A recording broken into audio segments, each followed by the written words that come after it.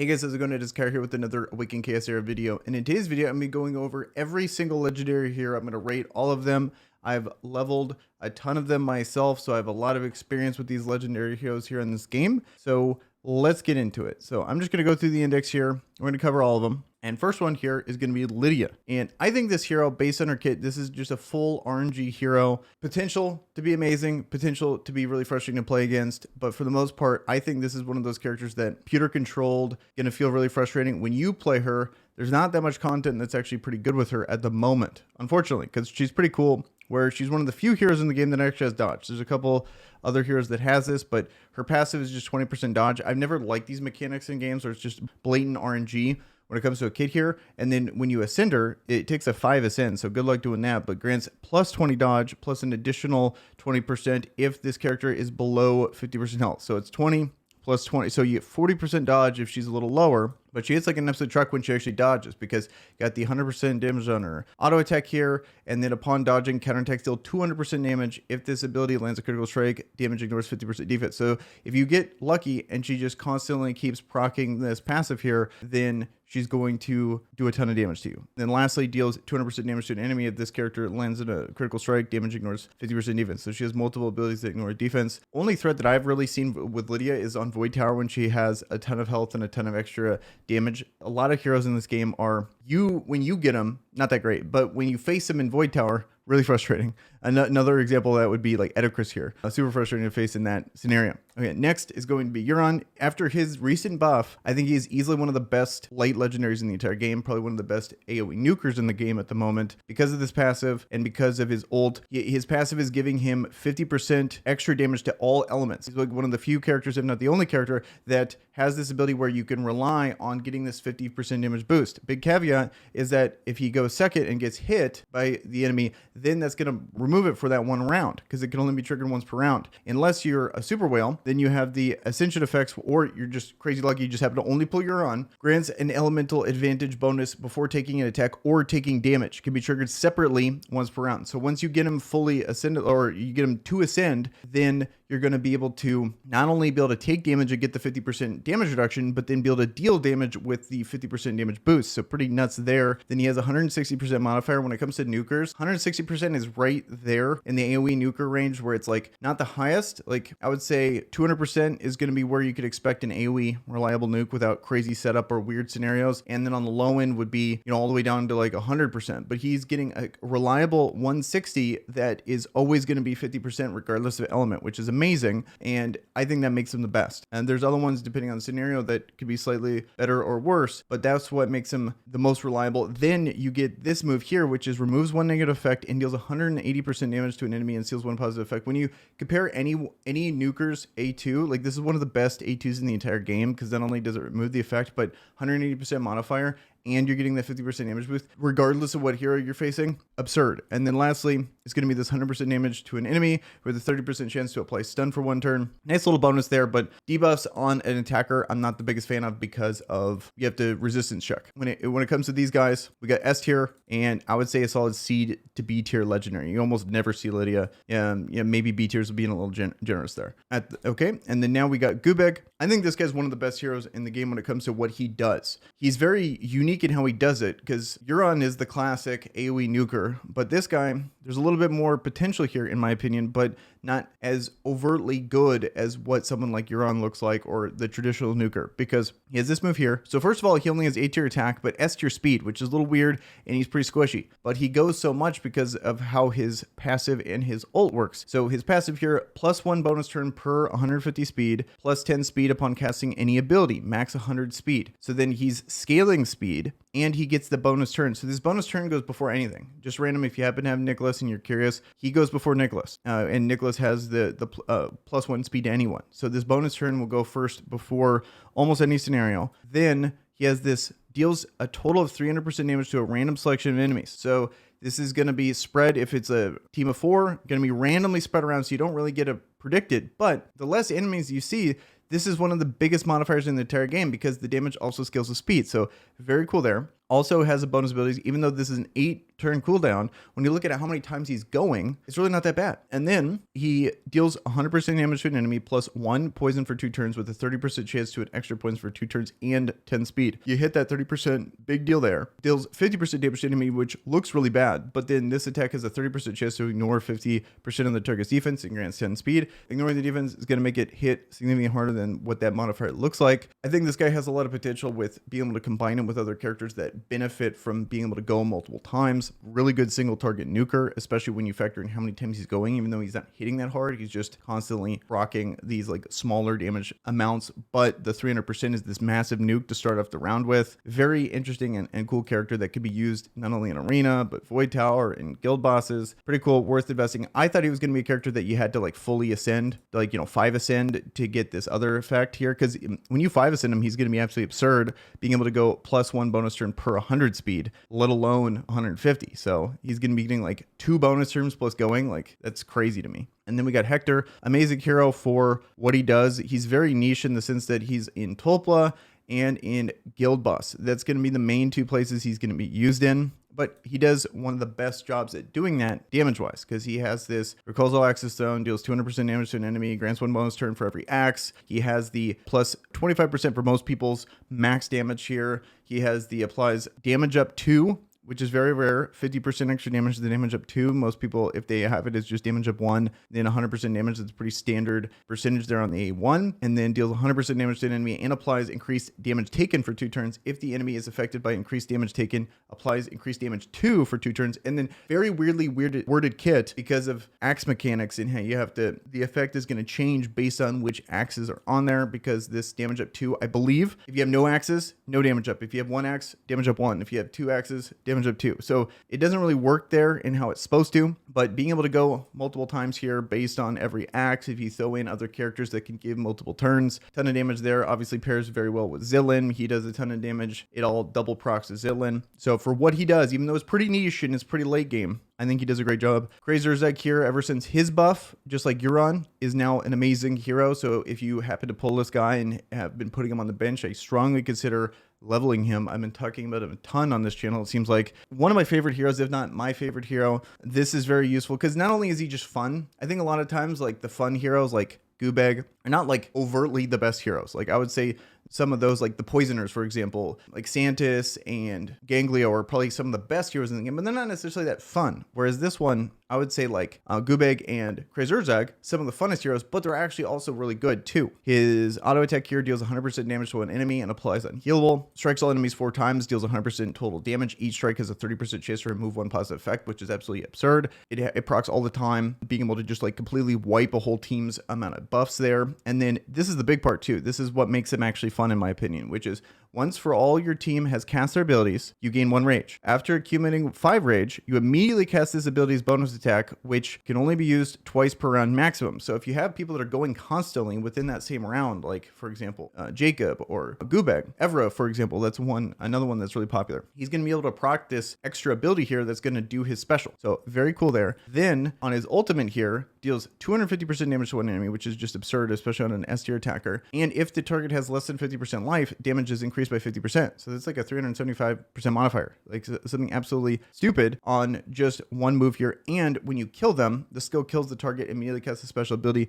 bonus skill. So then it goes into that. And if you happen to have enough rage, so if he's one of the last people that goes and does this, he's going to bonus ability and then do his passive ability with all his rage. So he can end up hitting for like the ultimate and then an AoE and then another AoE. And those AoEs end up removing positive effects. So very cool character, a lot of fun combinations to use him. And the big thing that I want to mention too is that the amount of different ways to gear him is a lot of fun. You can make him all damage. You can make him focus with less damage and high speed and really leverage his buff removal and his unhealable. You can make him like an AoE damage dealer. Like there's so many cool ways to build this guy. Amazing hero if you're lucky enough to pull him. I would say he's S tier fun and S tier in how good he is. Corrupted Orca here. Just let's keep this moving. I don't want this to be too long of a video. But this guy, obviously, S tier in arena defense, very frustrating to play with. I think this is something that balance-wise they should address, not by nerfing him, but by giving us more gear sets. I feel like, okay, so to fill you guys in on where this guy's good, on arena defense, he has this passive here, where at the start of the round deals true damage equal to 5% of the character's max health to all enemies. If you happen to use a rebel set, then you have a 20% chance to AoE stun the enemy team immediately. Problem with that is in this game, there's no immunity sets. Have this massive random RNG when this happens that potentially you just win the game off of this passive with a rebel set, and it's purely RNG. It's a 20% chance. A lot of times it doesn't proc, but when it does, it's a massive, and it makes him so good. And then, like, let alone that part of his kit, then he's just a problem to deal with because he's one of the tankiest heroes in the game. His damage scales off his max health. He's an amazing hero, and then definitely if you happen to pull him, that's awesome because he's going to be so useful for you. So he's easily S tier, one of the best legendary heroes in the game. But I feel like this mechanic, the way we could fight this is if immunity sets existed in the game. Like, we don't need to nerf this guy. We don't need to change anything else. We just need to add more sets in this game to give us more diversity. Then it's going to be up to us to, like, do we want to chance at that 20% or do we have the answer? Imagine if we had an immunity set in a brand, for example, and then he was able to go first and then cleanse all those buffs. But that would be up to us to actually choose to farm that gear. Whereas in Raid, they have that type of gear. They also have a, you know, armor penetration style gear that maybe would make this arena defense super tanky meta not as prevalent as it is in this game, but we also don't have those sets. There's a lot of potential options here to be able to address this, but I think that just speaks to how good this hero is that I'm like calling for another piece of gear to be able to combat this guy because he's so frustrating to deal with on arena defense, let alone if there's so much content that you would actually use him in, because he's so good at being able to stay alive, do damage guaranteed, apply stuns. He has a silence here on and removes all positive effects from the enemy and silences them. And the damage scales off his max health when he has S tier health. So he's absolutely amazing. Easily one of the best heroes you could possibly pull in this game. Going to be super useful. Very lucky if you get him. Next here on the legendaries, this is one of the rookie summon legendaries. I think Valeria is easily one of the best nukers in the game when it comes to, you know, the fire nuker. Currently at the moment, like a lot of nukers are used in arena offense. There's not many earth characters you have to really worry about. Yes, there's Mytheasia, but you're facing multiple blue defensive characters for the most part. So it's hard to use her unless it's very niche comps that you're facing a lot, like maybe Ricard, maybe Mytheasia, stuff like that. But it's kind of fallen out of the meta at the moment, but still amazing. Has very good modifiers at this 180%, and then gains a bonus from when you kill someone and reduces the cooldown off her passive when you kill someone, then has another AoE here. So amazing character. It's just, if you're starting out in this game, great choice. If you picked this, I think one of the better rookie summon characters. I made a video talking about it. She's like in my top 3. I think she scales well. She's good in Tolpla. She's good in arena offense, especially when the meta suits her. Very good hero. And then next we got Darkend Nicklaus here. This is kind of a tough hero to evaluate. This is more of a pure arena defense character because he scales off of losing health. Pair him with Yolanda to get the shield, and then he has the death stack immunity as he gets low, and so it makes it to where his health can't drop below 1. He has a passive here where enters Dark Avatar state under 50% health, enhancing all basic and ultimate abilities. Replaces basic and ultimate abilities. He's going to do just an absolute ton of damage because he gets this move here, enhanced state here. He's going to get this, where Dark Sword deals 100% damage to 2 enemies. Damage scales with the amount of health lost by this character. And then he also gets this, where he gets damage deals 150% damage to all enemies and applies unhealable for 2 turns, which amazing. Damage scales with the health lost by this character. It's pretty dangerous getting him low, but there's not much content where you can actually actively choose this and make sure that his health gets low and then take advantage of that. So it's mainly a thing where you're putting him on arena defense. He's a frustrating character to try to get around, and if you get him a little too low, he could one-shot your team. Kind of it feels bad. You pull this awesome character and then you never really get to pilot him too much. At least in my experience. If someone has him and then they actively use him a ton and they've gotten a lot of use out of him, by all means, correct me. But I think for the most part, where he really excels is going to be on arena defense. And then Nicklaus, I have this guy and he's the biggest bummer ever. I think he could be so much better. If I were to, choose one of these guys, I would rather at least get Darkend Nicklaus because he's at least useful in some content, whereas this guy doesn't really have much use. I feel like if anything, it'd be kind of a cool dynamic, like where this guy's intended to be good on arena defense and then this guy's intended to be good on arena offense. Like that'd be a kind of a fun dynamic there, but he's really not useful in almost anything. He kind of has a weird identity crisis where grants the speed of this character to the fastest ally. He gets +1 speed over your fastest ally. So he's supposed to go first, and then he's supposed to do this ability here, where it deals 100% damage to all enemies and distributes 100% of this character's attack evenly to all team members for 1 turn. Normally, if you're going to have some kind of passive like this, you're going to want to support the team like he's doing, where he's forced to go first. He doesn't bring enough, he doesn't do enough damage with a 100% modifier. That's just not good enough for what he's doing. And when you distribute 100% of the character's attack evenly to all team members, in my opinion, I don't really notice it too much. I think there's just a lot more characters that bring a lot more to the table. He does have potential here where he has this, he has the passive. I just think he needs a total rework for him to actually be good. At the moment, there's really not much content that actually he could be used in. Evelyn, a great character. This is like the S tier character on most people's tier list, for especially in the beginning of the game. I think that's a little overrated in my opinion. Me personally, I have her and I almost never use her. I've cleared pretty much every part of content and she's so niche.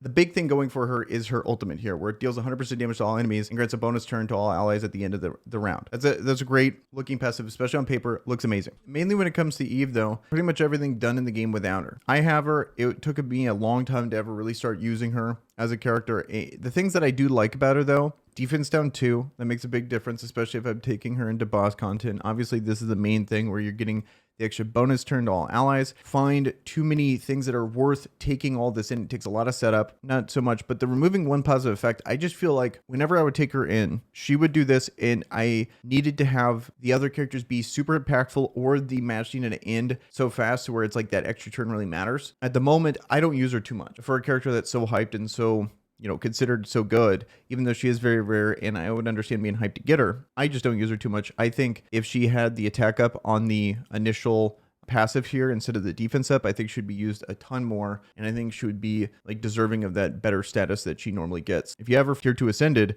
she's obviously going to be very good. And I would probably find ways to put her in a lot more teams. Okay, so Sierra, I think this character is incredibly good. One of the best nukers in the entire game. Cool thing about her is she's a combination of a single target damage dealer and she has this passive here that's when an enemy's health is under 50%, deal 100% damage. That's very good. I like it because you could combine her with other damage dealers and then her damage is going to come through out of turn and it's still going to allow her to single target nuke someone too. And then if you set it up in wave content, grants 1 Vengeful Spirit, max 6 stacks upon the defeat of enemy, and then that's 8% attack. And then if you ever use her ult when you have stacks up, the attack deals 20% more damage per Vengeful Spirit expended. So amazing synergy there with her passive. Like for example, if you make her go last or make her go later, you double dip where you get the extra attack percentage stats. Passive is going to hit really hard because of the extra passive stacks here. Then you'll be able to nuke with all those stacks afterwards. So you don't lose anything there. So just kind of a nice little thing when it comes to this. And lastly, she has the increased damage taken.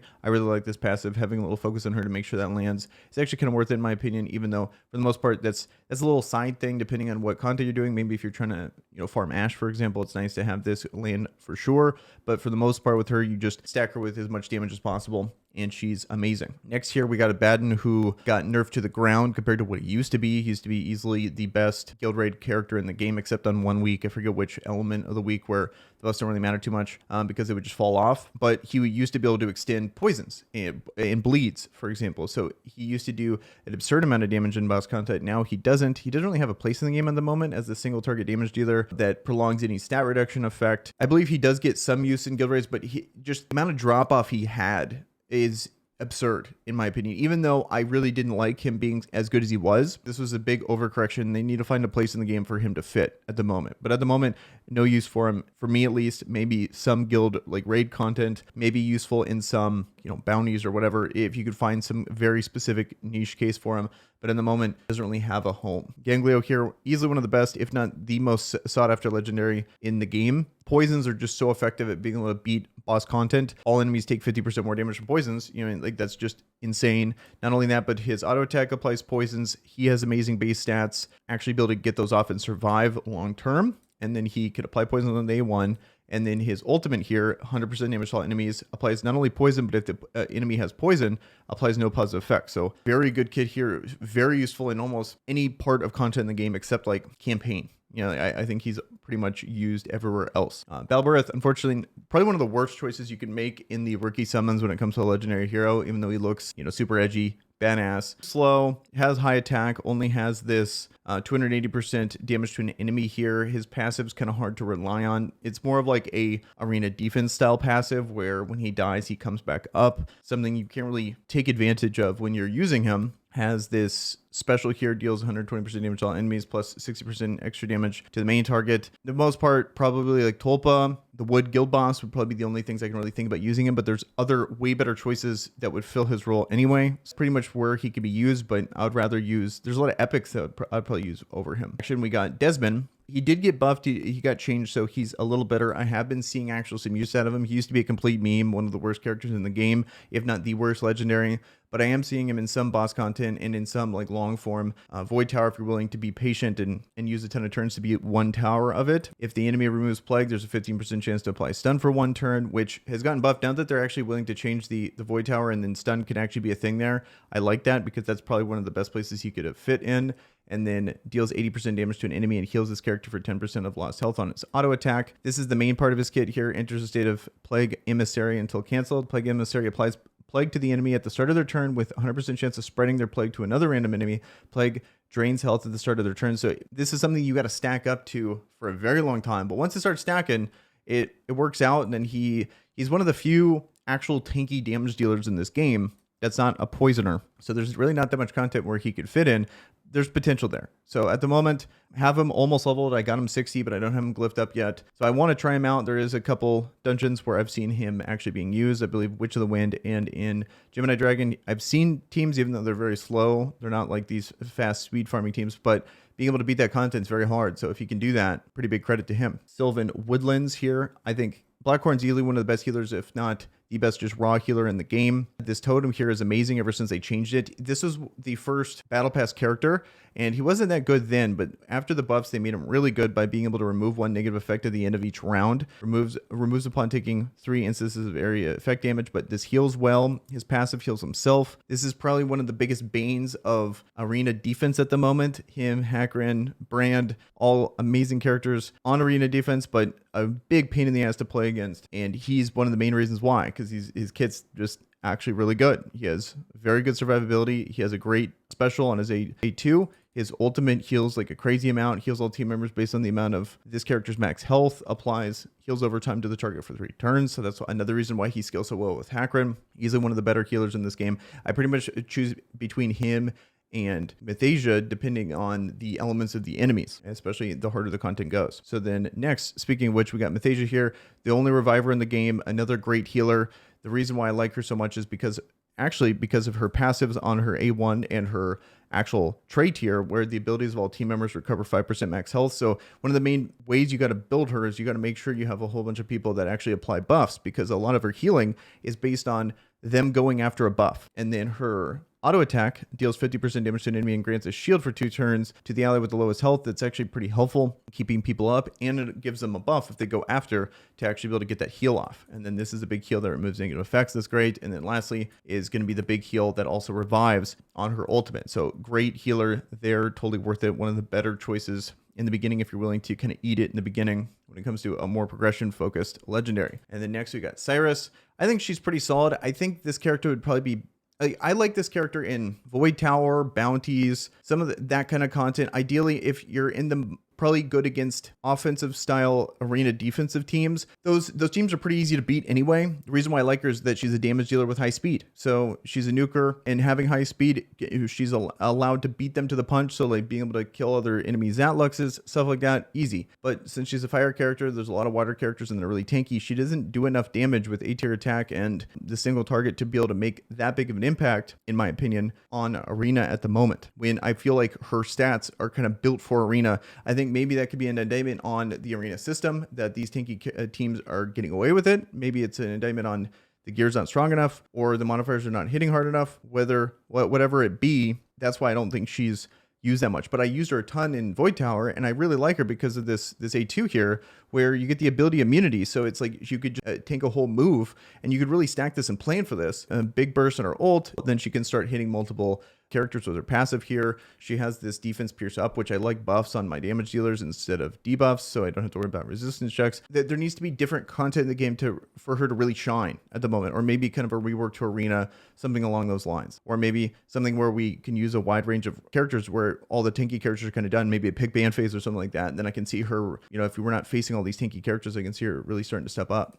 Godfrey here, I think this is more of an arena defense style character. Unfortunately, they massively gutted this character for this character, where it doesn't reduce the cooldown, the ultimate on all the abilities that when it's triggered, it only reduces on one. I just don't think this guy brings enough on arena offense to really shut people down to the point where you can actually beat these tanky teams. I haven't really seen any other content in the game where it's actually good, but this is annoyingly disruptive in arena defense perspective, and you have to face this. I can see that actually be kind of frustrating to deal with. At the moment, no real active uses for this character. So that's the end of the legendaries for Woodlands. Now we got Brand the Brilliant. People kind of meme that she is Brand the Broken. Apparently there was a bug where it was doing the percentage of the actual, it wasn't doing 10%, it was doing the full percentage for max health. Like the true damage was way higher than it should be, but still this kit is pretty overloaded, pretty good. We got the grants invincible for 1 turn under 50% health, only to be triggered once every 3 rounds. Deals 100% damage to an enemy plus true damage equal to 3% of the target's max health, so the auto attack's amazing. +1 rage upon any member taking damage. This character's basic ability is replaced by lightning compression upon reaching 8 rage. And then lightning compression, you can click this little button here, and then deals 100% damage to all enemies plus true damage equal to 20% of the target's max health or 5% of the boss max health. Consumes all rage. So that's pretty nuts. That's an amazing ability there. The ultimate is deals 100% damage to all enemies plus true damage equal to 10% of the target's max health. Applies immune to this character for 2 turns. Very good kid here. Very rare. One of the newer light legendary heroes in this game. I think really built for boss content, just based on being able to have this here where grants invincible for 1 turn under 50% health, and then this ability here where rage upon any member taking damage. This character's basic ability is replaced by lightning compression upon 8 rage. This becomes his basic, which is crazy. 100% to all enemies plus true damage equal to 20%. I think this is pretty nuts, but like the reason why I'm saying this is because you need to be able to actually start taking damage to like actually do this like over time, and then eventually you'll gain enough rage to be able to do that, even though it is an AoE.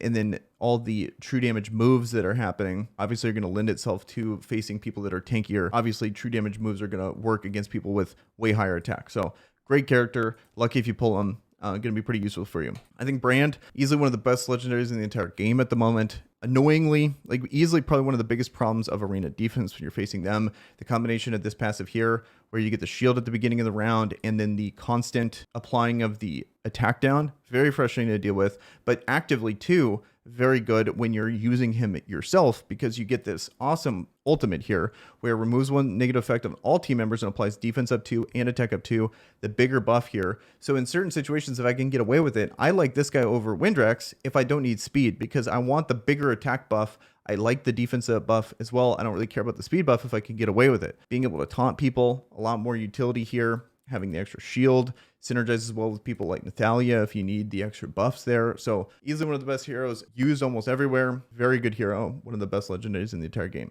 Next we got Tia here. I think this character is very niche. Not many uses, but eventually very useful. Like mainly Void Tower and arena offense are going to be the 2 things. So if you don't really care about that content or really min-maxing that content, you're not going to use her too much. Also, I've seen her used in Witch of the Winds, that dungeon. That's way later on. Not many people farm that dungeon. But the reason why is because that boss scales the speed. You have this debuff here where Frostbite minus 10% speed, so it's going to reduce the damage there. A lot of CC, a lot of disruption. Really good for those kind of small engagements, or in the long run, that specific boss there, which is very niche content. If you get a legendary hero, you're obviously not going to want a character that's that small of a use case, but during that use case, very good hero. Then we got Yolanda here. I've seen a couple uses, mainly arena defense with the dark version of Nick. That's like the main usage I've seen with Yolanda. Also seen very select, depending on the enemies, in Void Tower, seen some uses there. We got the applies immune and attack up 2 on the special here to an ally for 2 turns. I like that it's attack up 2. That's rare to be able to have that extra, that boost there instead of only the 30% attack up. It grants a shield to all team members for 3 turns. Shield strength scales with the amount of health lost by each member. That's another reason why the shield is so big with Dark Nick, and you kind of synergize well. You want him to be low so his damage goes higher,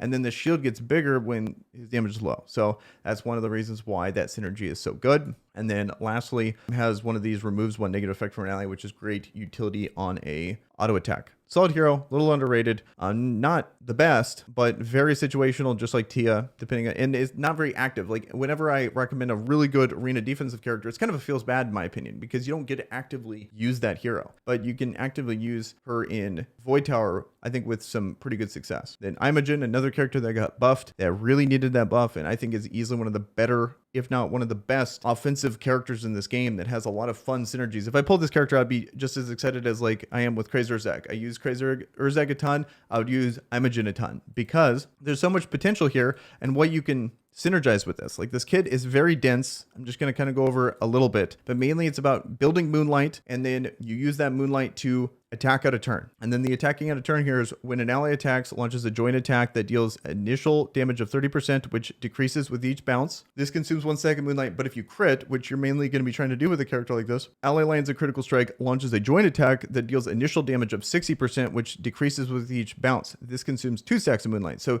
you really want to be building 2 stacks of Moonlight to be doing this on passive now. It starts immediately. That's one of the big things that changed, is that it starts right off the bat. Applies 2 Moonlight at the beginning of the round, so then you're going to be able to take advantage of the crit version of it immediately instead of having to start to ramp up. Grants this character an unremovable Moonlight, which upon receiving a defense pierce up, max 20 stacks. We can go on and on about this character, but I think easily one of the best damage dealers. I really like that they started to buff these heroes, because if you pulled a dark or a light legendary, they should feel really powerful. Pretty much nailed it with all of them, except only a few at the moment, just to kind of go over it again. I think the ones that really need buffs are going to be Light Nick here and Abaddon. A Light Nick and Abaddon, I think, are the 2 ones that are in a pretty bad spot. So I'm looking into with a new rework or a buff. That's going to be Imogen, great hero. Then lastly, in this faction, we have Evera, amazing nuker. Wood style nuker here, really fun to build. I like characters like this because they have a lot of different ways you can build them, where you can build them AoE focused. You can build her cursed set where you really take advantage of going multiple turns.